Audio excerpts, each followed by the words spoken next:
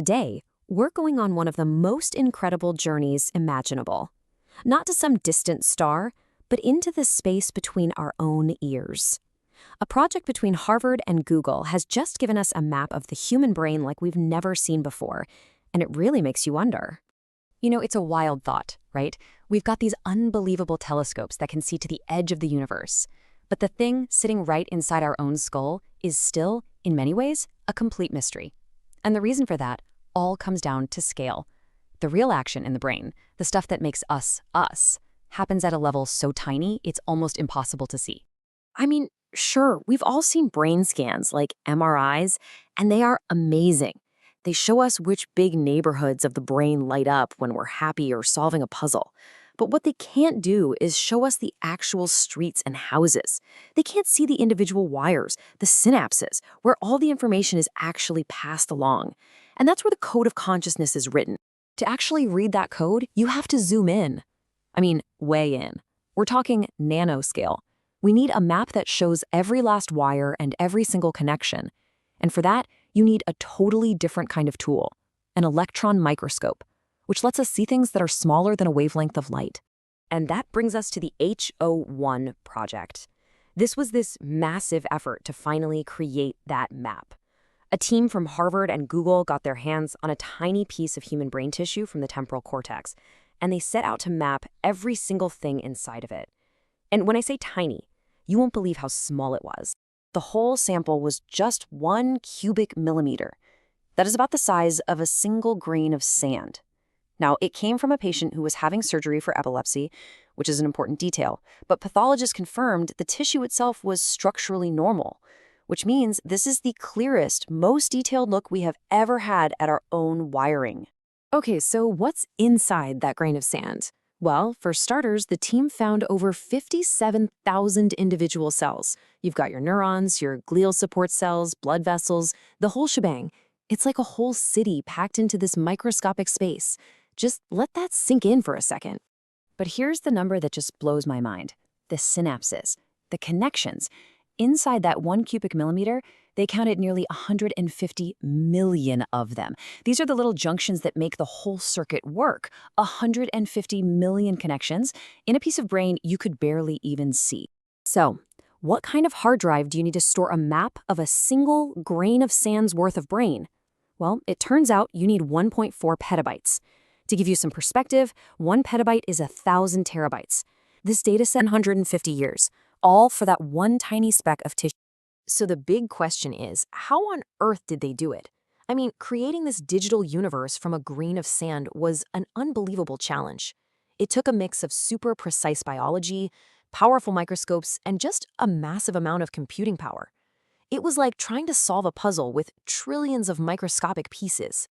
Here's the basic idea of how they pulled off this incredible feat. First, they took that tiny sample and sliced it into more than 5,000 slivers, each one thinner than a wavelength of light. Then a custom microscope took pictures of every single slice, creating millions of little image tiles. After that, some seriously powerful software had to stitch all those millions of images together into one solid 3D block. And then came the really amazing part. They unleashed AI algorithms to trace every single cell through that entire digital maze. And this slide just shows you how tricky that alignment step was. See the images on the left? That's the raw data. It's all shaky and misaligned, like a messy stack of photos. But on the right, after the software works its magic, you get this perfectly smooth, continuous block of tissue. Now just imagine doing that for 196 million pictures to build that final 1.4 petabyte model. It's just incredible. Now this is where the AI becomes the hero of the story.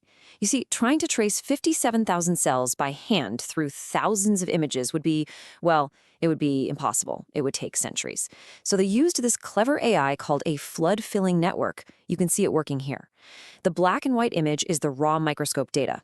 And the colored parts are where the AI has automatically identified and filled in each cell, creating a perfect 3D model of everything inside. Okay, so building the map was a technological marvel. But the real excitement, the reason they did all this, is what they found inside. This map is so new and so detailed, it's already rewriting textbooks and showing us things we've never, ever seen before. Let's check out some of the highlights. So first off, just taking a basic count head of what's in there lets us some big surprises. For one thing, the brain support cells, the glia, actually outnumber the neurons 2 to 1.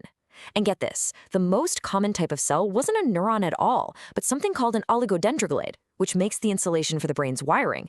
Oh, and they also found a bunch of weird blobs that they couldn't identify at all. But then things got even weirder. Deep down in a part of the cortex called layer 6, they found these bizarre neurons. Take a look at the image here. They call them compass neurons.